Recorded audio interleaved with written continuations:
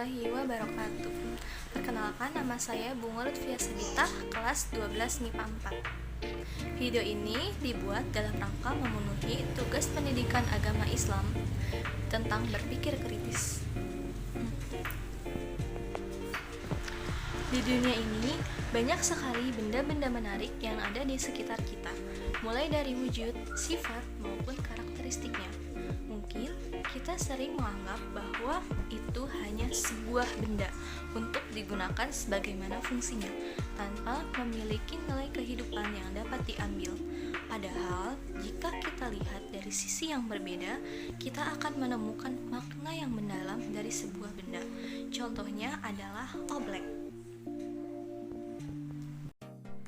Oblek adalah bahan yang mudah dibuat yang memiliki karakteristik fisik yang menyenangkan. Oblek merupakan contoh fluida yang berbeda dengan fluida Newton.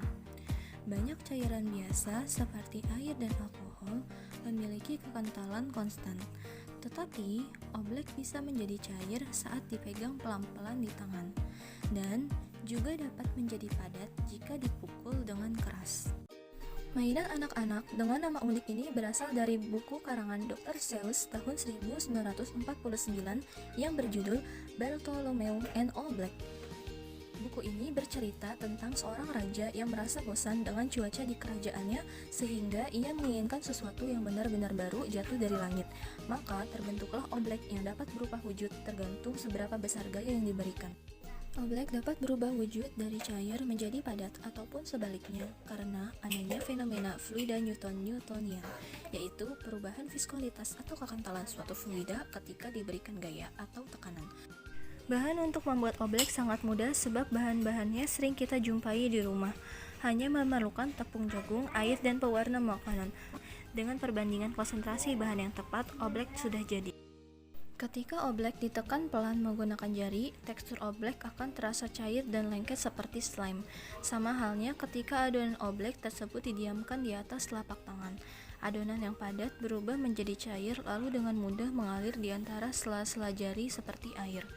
Hal ini disebabkan oleh perlakuan didiamkan atau diberikan gerakan perlahan, memberi waktu pada partikel-partikel tepung jagung untuk bergerak lebih bebas atau disebut mengalir.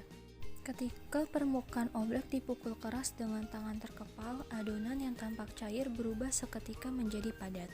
Bahkan ketika kita memukul oblek menggunakan palu atau menjatuhkan balon berisi oblek dari tempat tinggi, oblek tidak akan menyembur kemana-mana layaknya cairan, namun akan mengeras dan kokoh seperti batu.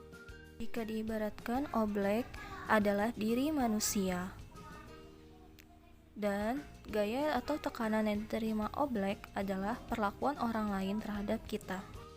Jadilah seperti oblek yang dapat kukuh dan berpendirian di saat orang lain mencemooh kita.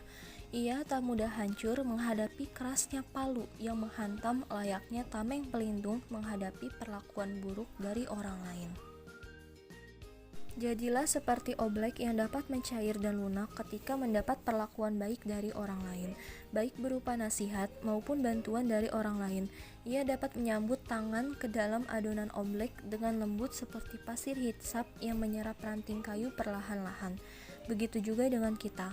Perlakukanlah orang lain seperti kita memasukkan tangan perlahan ke dalam oblek. Jadilah seperti oblek yang fleksibel, dapat beradaptasi terhadap perilaku orang lain. Jadilah seperti oblek yang ramah, terbuka, dan baik terhadap orang lain, namun tetap tegas dan berpendirian. Jangan menjadi manusia bermental selunak tahu, berhati sekeras batu, dan bersikap seperti plastisin yang mudah terpengaruh orang. Namun, jadilah manusia yang bermental sekuat baja, berhati selembut kapas, dan dapat bersikap layaknya oblek.